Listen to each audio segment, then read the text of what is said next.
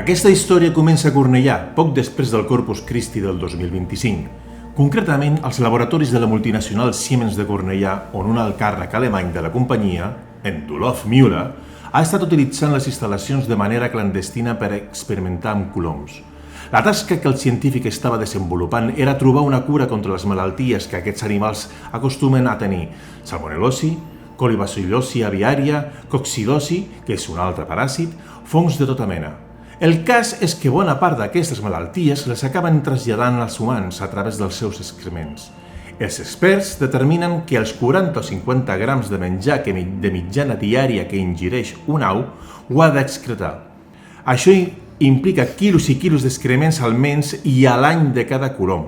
Excrements i plomes que porten bacteris i malalties que es transmeten a les persones. Dia 9 de juny de 2025. Revisant els últims resultats de les analítiques, sembla que els experiments amb els coloms no estan anant tan ràpid com m'imaginava. Haisa! Provaré d'utilitzar un nou reactiu que agilitzarà el procés. He pogut realitzar prou tests dels efectes secundaris del superbacteri, però segur que anirà bé ja. Müller, per tal d'acabar amb aquesta pandèmia, va crear un paràsit dins dels laboratoris, un antídot en forma de virus que erradicaria totes les malalties que propagaven les aus. Tot i que al principi va funcionar, el que no va preveure és la perillositat que suposaven els coloms que duien aquest superparàsit dins seu. En Manolo Pérez, un extreballador de Siemens i president de la Societat Ocellaire La Cadernera de Cornellà, coneixia de molt a prop el Duluth Müller. De fet, treballava a la mateixa planta on està el seu laboratori. És més, algunes de les aus que fa servir als seus experiments són de l'associació d'on és president el Manolo. De tant en tant, el Manolo s'endú algun dels coloms de Müller al local de l'entitat, ja que bona part dels coloms dels experiments acaben al crematori. El que Müller no sabia és que Manolo amaga un secret, i és que l'últim diumenge de cada mes queda amb tots els membres de l'entitat i fan un dinar. Resulta que els presumptes estudiosos de les aus també tenien una filia gastronòmica. És que a banda d'estudiar i observar els ocells, se'ls menjaven. Manolo, i avui què tenim per dinar? Doncs avui us he portat l'última remesa de coloms. Qui és el desgraciat que et menja els coloms? Què estem, a la guerra o què? Deixa, que això amb un bon arròs li dona el toque. Pues vinga, ese arrocito con palomo. Com el Manolo sabia que l'arròs trigaria el seu temps, va pensar en preparar uns colomets a la llet com a aperitiu per a la resta de comensals, per anar fent boca. Manolo, aquest colom és tan tremendo. Si ja et dic jo que a la llet els coloms estan divinos. De sobte, es fa un silenci al menjador i en Manolo crida des de la cuina. De tan bons que estan no dieu res, cabrons? És llavors quan es comencen a escoltar uns sons guturals. Però què collons? Mentrestant, en Carles Torra, tècnic del Departament de Salut Pública de l'Ajuntament de Cornellà, encarregat de portar el cens de les aus de la ciutat, detecta a través d'un dels seus informes una reducció inexplicable de la població de coloms. En un dels controls rutinaris que està duent a terme, visita l'associació La Cadernera per veure l'estat de salut de les aus confinades allà i continuar investigant el descens dels coloms. A l'obrir la porta, es troba una situació dantesca. Les gàbies s'ontenen les aus, les parets i el terra de la sala principal estan plenes de sang i al terra divisa un grup de persones devorant el cos del Manolo. Me cago en Déu! Què és això? En Carles, espantat, decideix començar a córrer per buscar un lloc segur. És quan se li acut que podria anar al despatx que té a l'edifici principal del Camp Mercader, on s'ha deixat la clau de la furgoneta de l'Ajuntament amb la que podria escapar de la ciutat. Intentant evitar creuar-se amb els infectats, aconsegueix entrar a les dependències. Tot i estar a les fosques, com es coneix bé les instal·lacions, arriba sense dificultat al seu despatx. Allà hi troba la clau dins el calaix de l'escriptori. Baixa corrents fins al pàrquing per les escales d'emergència i ja dins del seu vehicle engega el motor i mentre va deixant la ciutat enrere, Pel retrovisor veu com Cornellà està sumida en el caos més absolut. Grans columnes de fum, cases cremant, infectats corrent sense rumb a les voreres i, de sobte, la figura d'un home amb bata blanca se'l queda mirant mentre el mòbil sona.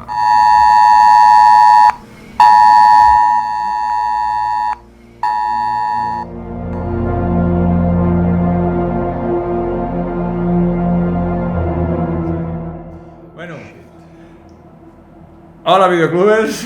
Epa! Què passa? Tornem a estar en vídeo, o sigui que torna a ser un programa especial.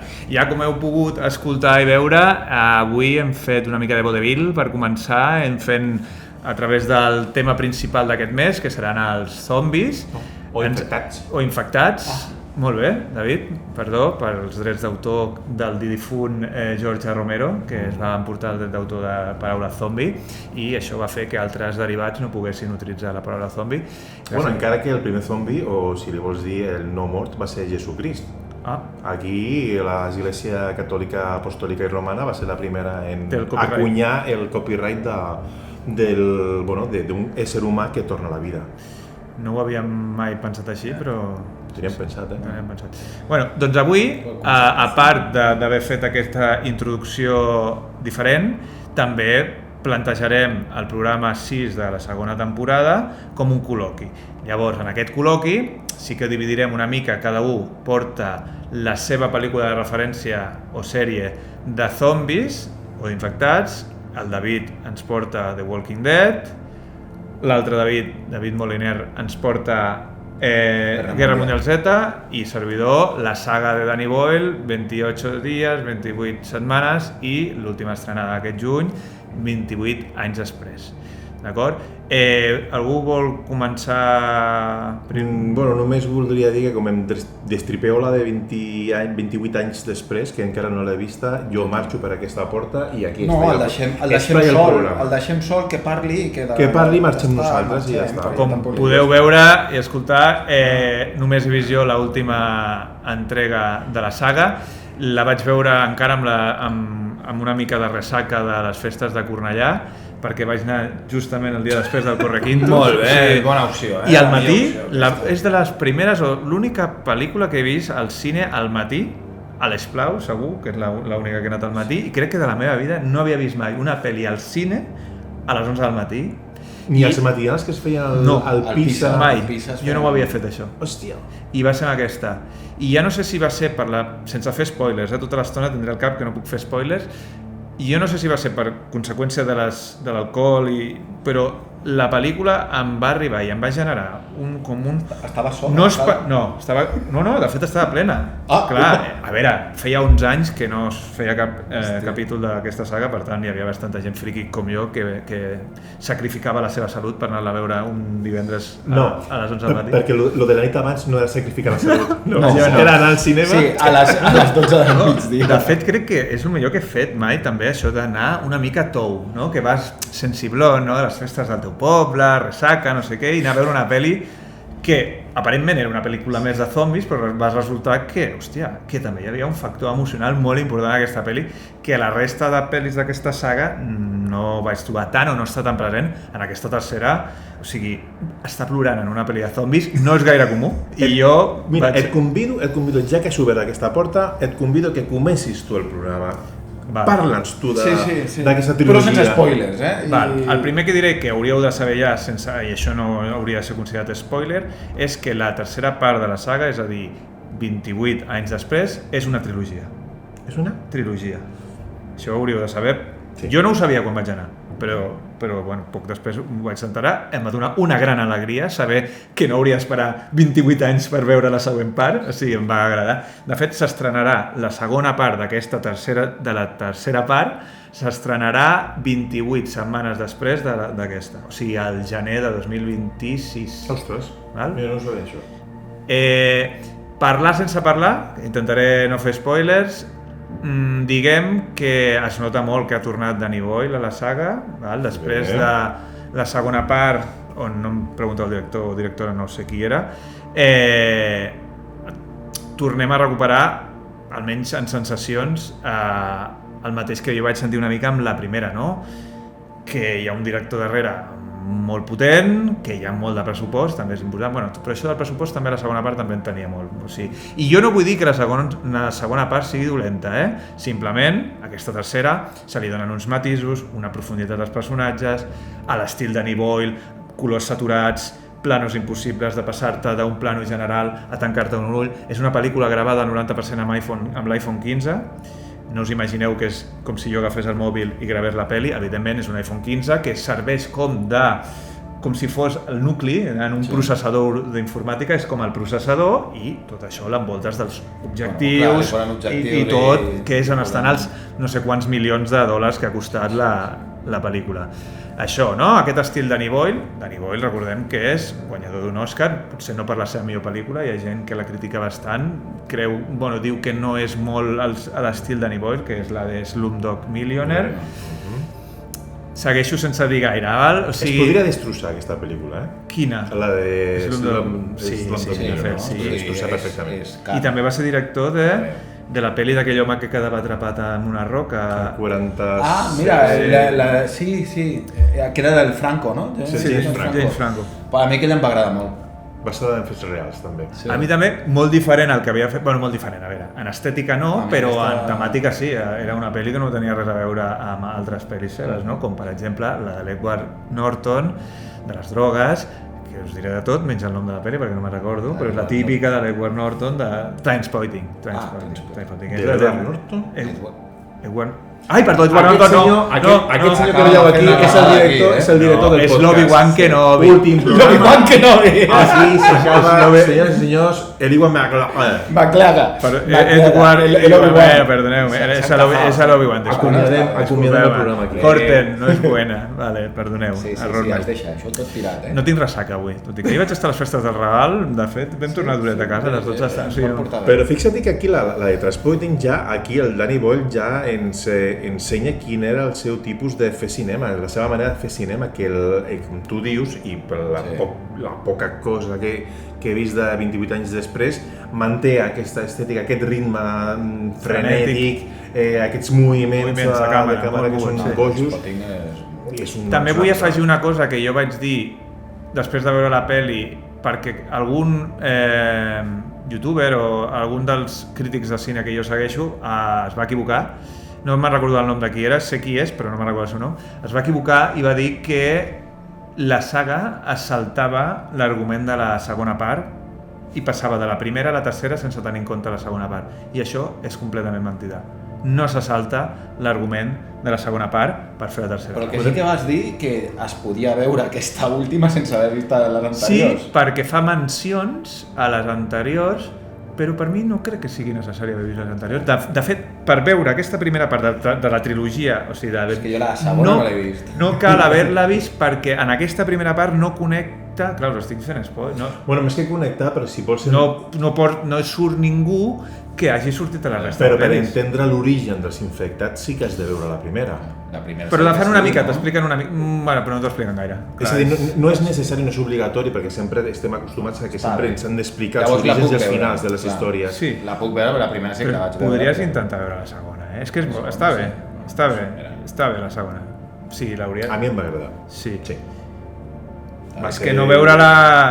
Crec que perdràs algun matís perdràs, que jo no el perdo perquè jo les he vist, però no et sé dir ara exactament quin matís et perdràs. Cosetes, detalls interessants també d'aquesta tercera part, sense entrar molt en detall, és el virus ha evolucionat. El virus ha evolucionat. A la segona part ja va haver-hi una evolució, que hem dit, una pseudoevolució, que és que hi havia persones que tot i estar infectades no desenvolupaven el virus. Això va passar a la segona part. I a la tercera part, després de 28 anys amb el virus, amb persones infectades amb aquest virus, però algunes persones que han tingut aquest virus també han tingut alguna evolució. No diré quina perquè el guai és que veieu els canvis.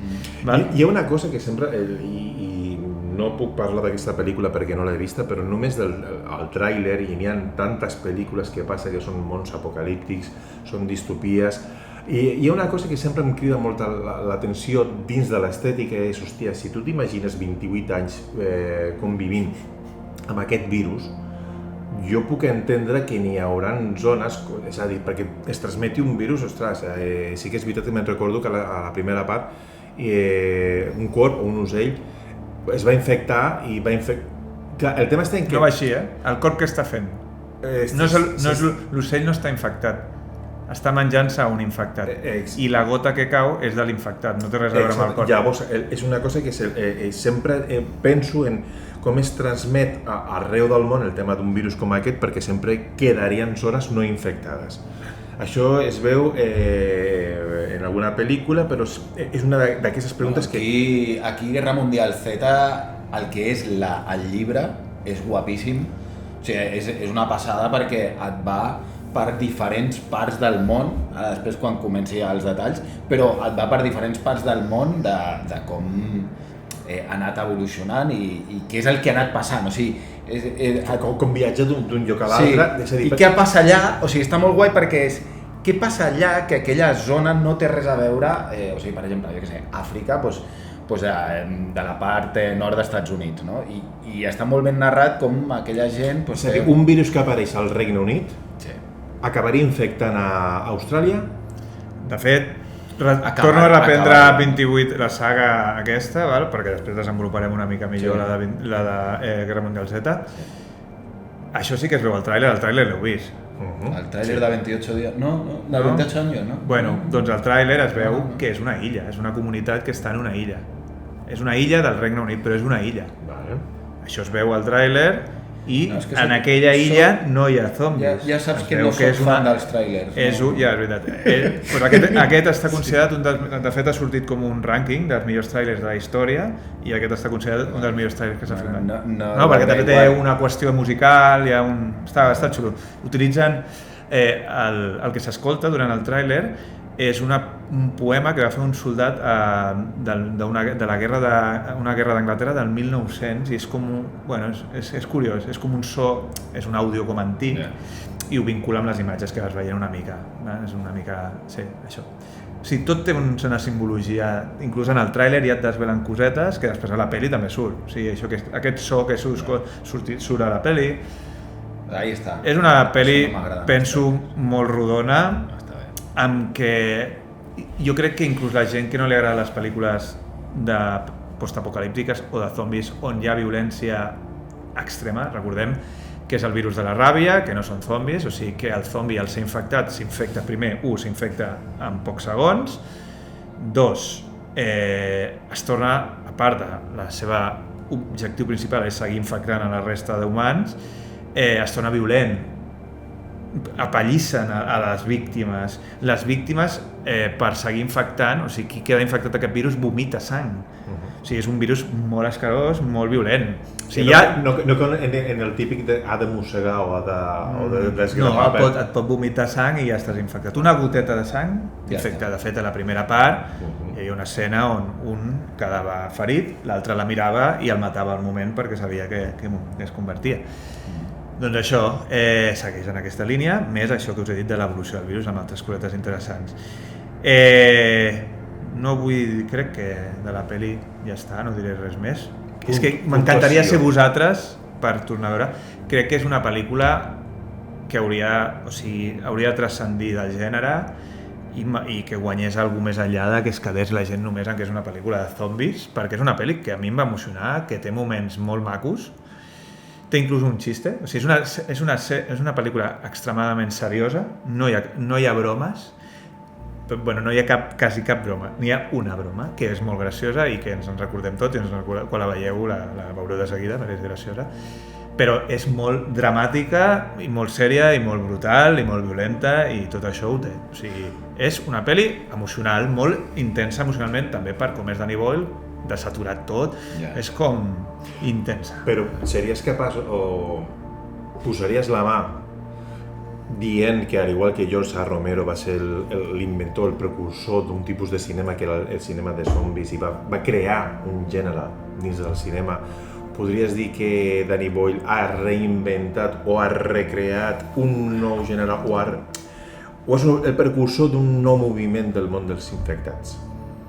És novedós en aquest sentit? Sí, I el fet d'això, de que evolucionin i que ja hi hagi més d'un tipus d'infectat, això li dona profunditat. Un nom diferent, no? O sigui, és com una categoria diferent, no? De zombi, infectado, no? No, però però el tema infectat sí que és veritat que n'hi ha un munt de pel·lícules que sempre que és... No? Ara no me'n recordo com es deia que passa a un poblet dels Estats Units també, que la gent és molt violenta també. A la portada, el protagonista és el xèrif, i resulta que tot era un experiment que estava dins de l'aigua, que convertia la gent en éssers molt violents. Hòstia, ara me'n recordo del nom. No sé quina pel·li. És molt bona, després us la buscaré, farem un apunt. Perquè potser la veig avui, o sigui, per el que m'has dit m'ha interessat. Perquè al final té un final, un plot twist que dius me cago en tu puta madre. Vale, doncs deixo de parlar de la saga i passo la paraula als Bravos. Ostres, jo avui que anem així de bolit, anem a Pinyot, parlaré sense filtres i sense guió. Per primera vegada parlaré i destrossaré a la meva secció no una pel·lícula, sinó que faré una sèrie de merda que jo reconec que em va enganxar La primera temporada la primera temporada i és la sèrie de The Walking Dead de AMC Networks. Jo trobo que la primera temporada... No, jo ho reconec, és una sèrie que està basada en un comic book. Glutamato a muerte, Total, però què li va passar a la primera temporada i potser també a la segona? Que la sèrie et mantenia sempre en tensió. Sí que és veritat que sempre t'enganxa perquè tens un inici, tens un origen, tens un desenvolupament i una presentació dels personatges i és un no parar. Però què és el que li passa a la sèrie quan ja comença a tenir els personatges presentats, ja saps com funciona el virus, ja saps qui és el rol de cada personatge, doncs que cau en el sistema típic d'una sèrie i és el que comences aquí dalt, comences amb un top increïble, la resta de la temporada potser et presenten al nou dolent de la temporada, amb la seva idiosincràsia, el que tu vulguis, el seu tarannà, i baixa de cop el seu ritme, pum, arriba al 8è, 9è capítol i t'ho deixen una altra vegada penjat fins que una vegada, dues vegades... Quantes temporades té? Em sembla que 9. Bueno, s'han seguit creant com subproductes, a banda del tema que han fet spin-offs de Fear of Walking Dead, ara han fet... n'hi ha diverses que dius... I no creus que quan es fiquen un dels perquès que s'allarguen i que les tiren el xiclet és quan es fiquen a la idiosincràsia del propi grup i què els hi passa i els hi deixa de passar i llavors es tiro d'aquest personatge. Per d'una manera pueril, infantil. A mi quan ja comencem amb el tema dels poblets, les comunitats, les lluites entre comunitats, els invasors de les comunitats, que una de les preguntes que volia fer a banda del tema del 28 anys després, una de les coses que a mi em sobta moltíssim és el tema de... Jo puc entendre que al final, quan arribes a no acostumar-te, però sí a fer-te fort i a saber viure en un món d'aquest tipus, a vegades el que sí que em sobta és que al final tothom té la roba neta, tothom té armes infinites, té les bales infinites, sempre troben un vehicle que d'alguna manera sempre té gasolina, una manera inclús de tenir electricitat que a mi em deixa una miqueta... És a dir, jo no em crec aquest tipus d'evolució d'una societat. Jo crec que els recursos, l'aprofitament dels recursos se'n va a fer noris perquè tu apagues una central nuclear o una tèrmica o una elèctrica y no viene tu primo del pueblo que ha trabajado en Endesa a fer-te, hòstia, jo engego aquí la màquina i tal. Després això, no? Després el tema de sempre noies guapes, nois guapos, és a dir, el tema dels estereotips... L'heroi. Jo com a part de fan absolut del gènere de zombis i també he jugat a molts jocs de zombis, hi ha un joc que es diu Project Zomboid, que els que sapigueu una mica, és un joc que és el que diguéssim et fa entendre que el que passaria si se n'anés, o si el món se n'anés a la merda, des dels talls de llum, des dels talls d'aigua, perquè és un joc que comença quan comença la infecció, però que si tu sobrevius, pot durar anys. Si no et maten, pot durar anys. Llavors vas veient com tot s'infesta de vegetació, com evidentment es perd la llum, de les primeres coses que es perd és la llum, l'aigua, el menjar, clar, no hi ha menjar, comences menjant llaunes, val? O sigui, quan ja no hi ha menjar, comences amb el tema de les conserves i després has de començar a caçar animals i tal, perquè els animals sí que segueixen vius. Vull dir, i hi ha un capítol de The Last of Us, crec que de la primera temporada, o de la segona, no me'n recordo, que és només un capítol que en 8 minuts et condensa en aquest videojoc, que és aquell home que viu a sota de la casa i que el primer que fa se'n va al dipòsit de no sé si se'n va a la central de gas i obre una vàlvula, i tot el procés que fa és com el videojoc aquest que us acabo de dir, el Project Zomboid, accelerat, i és diguem, al cine i a les sèries és la manera que han representat un apocalipsi de manera més fidedigna a com seria en realitat. Considero jo, com a persona molt fanàtica d'aquest gènere i de tot el que hem vist fins ara, crec que aquest, no, i el que estaves criticant tu, que no és realista, és el que tu dius, hi ha moltes coses que no te les creus, i és per culpa d'això, de que no s'ho han plantejat en sèrio, com funcionaria. No, i és el personatge del Negan, que és el megadolent, que té un capítol que, òbviament, s'ha de reconèixer, no? Que és com acaba i com comença, no recordo si era la sisena, setena temporada o cinquena, sisena. Sí que li has donat vidilla, o sigui, jo vaig acabar la segona i vaig dir, ja està. O sigui, jo tinc com alguna cosa dins meu que és com... aquesta història ja l'acabo aquí. Fins a la tercera... I aquí jo ja l'acabo. O sigui, per mi la sèrie acaba aquí. I ja està, que de tota la resta ja la puguin veure. Puc reconèixer que no vaig trobar dins en aquest recorregut que estava mirant The Walking Dead, no vaig trobar una altra en aquell moment pel meu temps, no vaig trobar una altra sèrie per seguir o el que sigui. Jo reconec que fins a la tercera temporada van haver... Encara li dones més... Li vaig donar vida perquè van haver capítols que vaig dir, hòstia, i sí que és veritat que vaig arribar fins al moment del Negan, però ja en el moment en què veig que el Negan és el mega dolent i després intenten indagar en el seu passat, intenten justificar-te que jo soy rebelde porque el mundo me ha hecho así, però, i aquí va ser el moment en què vaig dir no puc més amb la mateixa construcció de temporades, mateixa construcció de capítols, en el que el malo ja no és tan malo. Jugar sempre amb el factor traumàtic de la ultraviolència d'aquesta sèrie per crear tensió, que ja ho feia Juego de Tronos, que també abusava bastant de la ultraviolència per traumar-te i dir uau! Per generar bullor. Però que si vols utilitzar la ultraviolència, hòstia, deixa que aquest senyor o aquesta senyora sigui dolenta i ja està, però no m'intentis justificar que hi ha al darrere i hi ha un... Llavors has arribat a l'última temporada? No, a la sisena... I llavors no sabem si al final està bé, si no, perquè clar, quan és una sèrie tan sumament llarga... És que no sé si realment és una...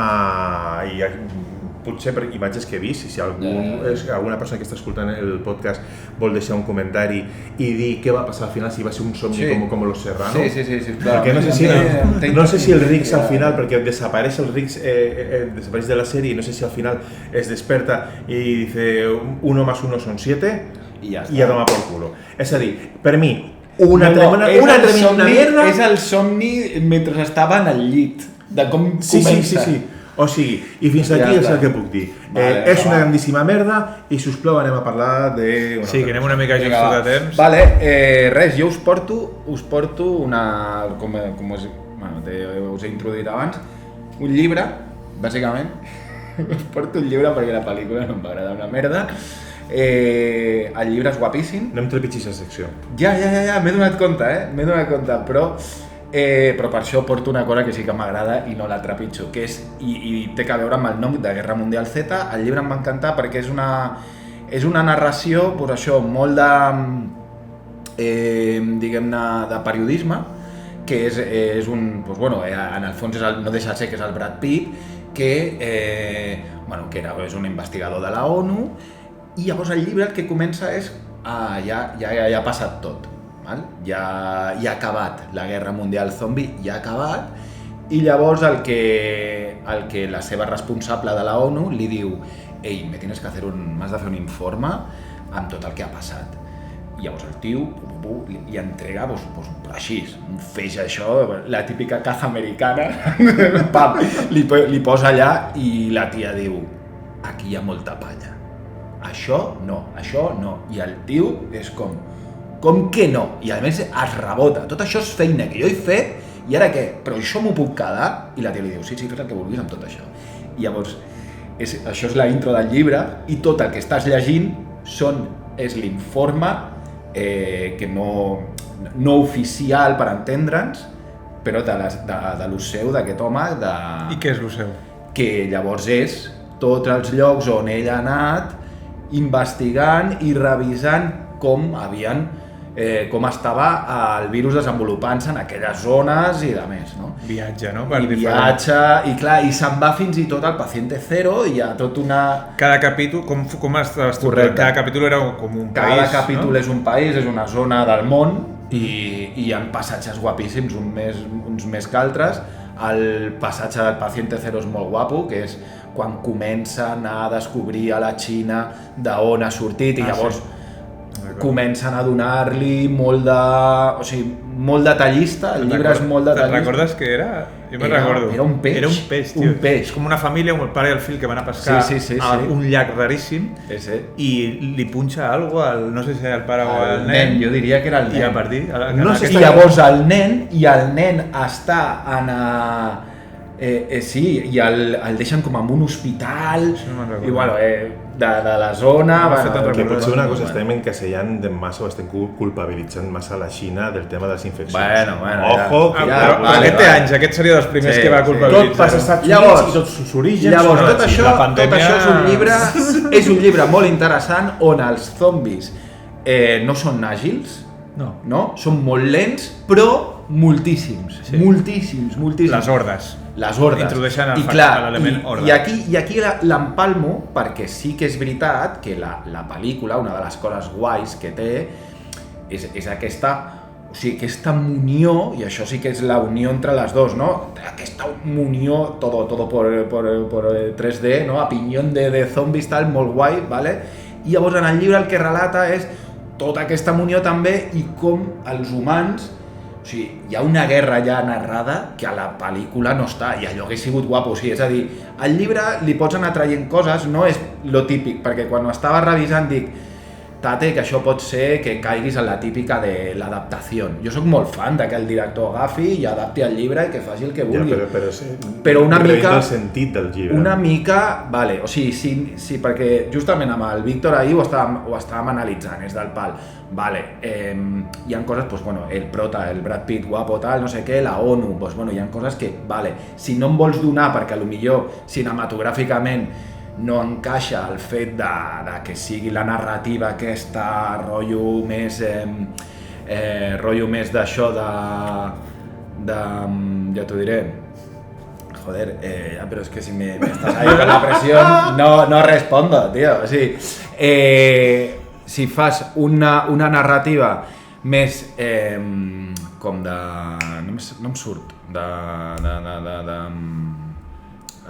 de periodística, és possible que no tinguis una pel·lícula con un tiraje i un tempo àgil, vale? Fins aquí bé, però sí que pots agafar moltes coses i que es redacten i es relaten en el llibre que la pel·li no estan. I això és una cosa que no em va agradar. Sí que a la pel·li està molt ben explicat, que hi ha el punt que el conflicte entre Israel i Palestina és molt guapo perquè és com que els palestins acullen als israelians. O sigui, li dona la volta. No, són els israelians. Els israelians, això... I em sap molt de greu, Muli, t'he de tallar aquí perquè és que si no podré dir el final, és que queda un minut, val? Ho hem volgut fer així, les col·loquis és el que tenen, s'allarguen una mica, em sap greu, Muli, per haver-te tallat, però bueno... Per tallar, però per acabar la temporada d'estiu ja... Sí, aquest és el programa aquest és el mes de juliol, però és... Bueno, doncs allò serà el programa de l'estiu, no sé si potser farem un descans, farem unes vacances, intentarem fer unes vacances que l'any passat no vam fer, ja veurem. Bueno, si ens motivem farem un altre programa ja ho decidirem en petit comitè. Res, moltes gràcies per escoltar-nos. Era un programa que teníem moltes ganes de fer perquè és un tema que segurament doni per més d'un capítol. De fet, aquesta petita introducció que hem fet al principi, si us agrada molt i voleu saber una mica com continuarà, ens ho podeu demanar i de cara a 2026 potser fem un segon episodi. Demanem disculpes o no, perquè realment això de la intro, aquest vodevil que heu escoltat al principi, s'ha fet en només 2 hores. Sí? 2 hores. Guió, Tot. Jo diria que una mica menys i tot, però bueno... Sí, por ahí. Sí. Hora i 40. Doncs això, companys, el Videoclub 66 segueix obert. Apa! Adéu. Adéu.